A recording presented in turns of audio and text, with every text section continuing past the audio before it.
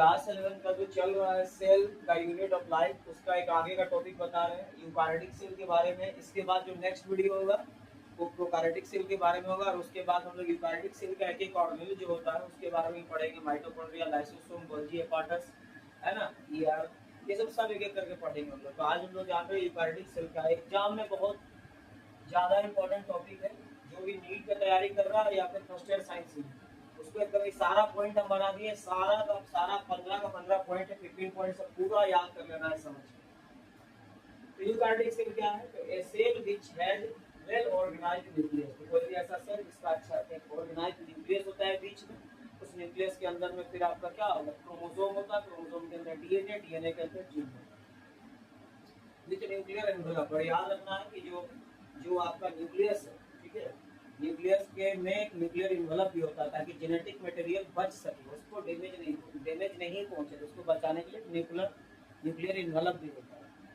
फिर internal organisation जो होता है, अंदर का जो सेटिंग होता है, बनावट होता है, is more advanced than prokaryotic cell. जो प्रोकारियोटिक सेल होता है, जो वायरस का होता है, उससे जो ये सेल है इसका इंटरनल ऑर्गेनाइजेशन बहुत एडवांस्ड होता है, बहुत डेवलप्ड होता है, ठीक है। तो यूकारियोटिक सेल में एनिमल सेल आता है, प्लांट सेल आता है, हम लोग भी वही है, ह्यूमन भी वही है। All eukaryotic cells are not identical, और लगभग सब सेल आइडेंटिकल नहीं होता। जैसे प्रोकारियोटिक में लगभग सेल एक ही जैसा दिखता है, आइडेंटिकल होता है, लेकिन यूकारियोटिक में एक सेल नहीं है, इसमें बहुत सारे सेल में वेरिएशन भी होता है।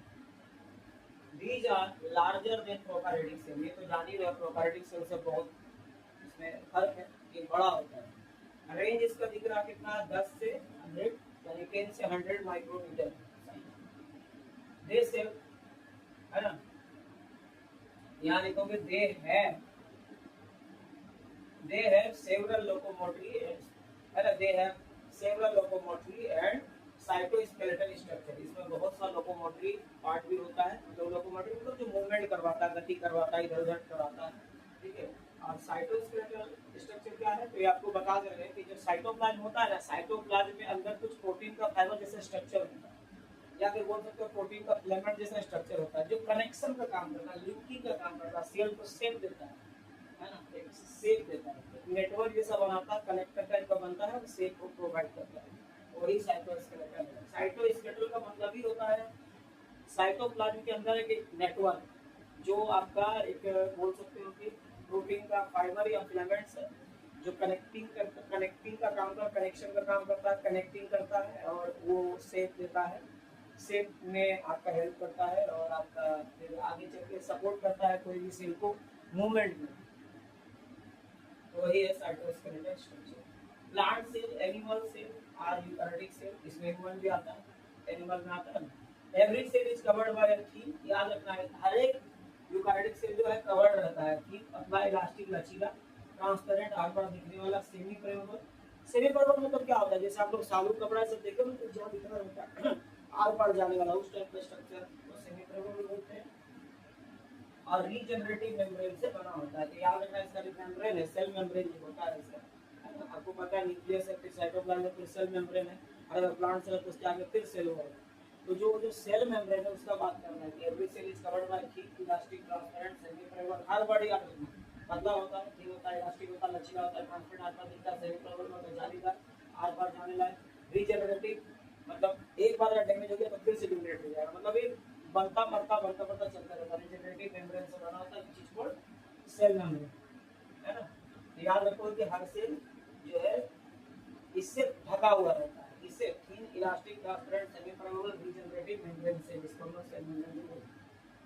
It contains membrane enclosed structure, इसके अंदर कुछ मेम्ब्रेन से ढका हुआ, घिरा हुआ कुछ और स्ट्रक्चर्स होता है, उसको हम लोग ऑर्गेनेल्स बोलते हैं। और ये ऑर्गेन बहुत इंपॉर्टेंट है, इसके बारे में लोग आगे वीडियो में पढ़ेंगे, एक एक ऑर्गेन के बारे में, जैसे माइटोकॉन्ड्रिया है, गोल्गी कॉम्प्लेक्स है ना, एंडोप्लाज्मिक रेटिकुलम, ये सब पढ़ेंगे, कहाँ प्रोटीन बनता है, कहाँ पैकिंग होता है, कहाँ एनर्जी प्रोडक्शन होता है, ठीक है, सब पढ़ेंगे। जेनेटिक मटेरियल क्या है इसका? जेनेटिक मटेरियल तो डीएनए, आपको पता है। जेनेटिक मटेरियल जो डीएनए है इनक्लोज बाय डबल मेम्ब्रेन, याद रखना है, जो भी यूकारियोटिक सेल है उसका जेनेटिक मटेरियल डीएनए जो न्यूक्लियस में है वो डबल मेम्ब्रेन से बंद होता है। There can be single stem amoeba, मतलब यूकारियोटिक सेल जो है सिंगल सेल के रूप में मिल सकता है, सिंगल सेल वाला जीव भी बनाता है। जैसे अमीबा स्टेम क्या है? सिंगल सेल तो है लेकिन सब यूकारियोटिक, और build multi cellular like human, और हम लोग जो है क्या ह्यूमन सब एनिमल से जैसे क्या मल्टी सेलुलर है, और ये सब यूकैरियोटिक है। राइबोसोम इसका एक होता है ऑर्गेनेल है, पढ़ेंगे आगे राइबोसोम का, मैं डीपली खाली इतना याद रखो ribosome is the site of protein synthesis, जहां पर प्रोटीन बनता है ना, उसका साइट है, प्रोटीन सिंथेसिस का साइट है, उसका साइट उसके जगह है। Cytoskeleton is found network of protein filaments, है ना, इसमें साइटोस्केलेटन भी बता देते हैं, साइटोप्लाज्म में की स्ट्रक्चर होता है, नेटवर्क होता है, प्रोटीन का फिलामेंट जैसा होता है, बोले तो दैट प्रोवाइड सेल से सपोर्ट इन द मूवमेंट, वो सेल को शेप देता है, उसको सपोर्ट करता है, मूवमेंट में भी करता है, ठीक है। उसके बाद न्यूक्लियस स्टोर का लीनियर डीएनए, इसमें याद रखना है न्यूक्लियस हमेशा लीनियर डीएनए को स्टोर करता है, आगे चल के बताएंगे लीनियर डीएनए क्यों बोल रहा है, अभी इतना याद रखना है न्यूक्लियस में डीएनए स्टोर होता है इसका, ठीक है। The phospholipid outer boundary that control the entry and exit, याद रखो कि सेल के अंदर क्या जाएगा नहीं जाएगा, कौन सा फालतू चीज बाहर जाएगा, कौन अच्छा चीज अंदर आएगा, है ना, ये जो सेलेक्टिव होता है, मतलब सेलेक्टिव जो काम है एंट्री और एग्जिट का, इसके लिए एक बाहर में है ना साइटोप्लाज्म के बाहर एक लेयर बाउंड्री होता है जो फॉस्फोलिपिड का बना होता है, आगे चल के हम लोग पढ़ेंगे लिपिड क्या है, लिपिड कौन कौन टाइप का होता है, उसमें आपको फॉस्फोलिपिड बनाएंगे तो लगातार एक चैनल में रहोगे सब बनाएंगे, तो अभी याद करना कि फॉस्फोलिपिड का एक आउटर बाउंड्री होता है, लेयर होता है ना साइटोप्लाज्म के बाहर, वही एंट्री और एग्जिट को कंट्रोल करता है, मतलब क्या एंट्री हो क्या एग्जिट करेगा, उसी को सेल मेम्ब्रेन भी बोलते हैं।